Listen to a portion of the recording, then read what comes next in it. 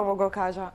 имаме и машка и женска енергија, уште Јунг тоа го открил во анима и анимус, или женското во машкото и машкото во женското.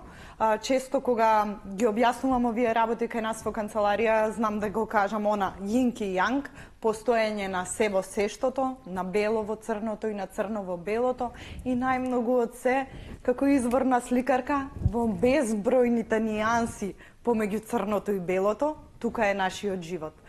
Идејата е да влеземе свесно во сопствената женска енергија, идејата е да знаеме свесно да ја повикаме нашата машка енергија, за да можеме да бидеме хармонизирани, но и за да во одредени аспекти од животот ни служат тие две енергии, постојат во нас се, општественото уредување ги има притиснато на различни начини,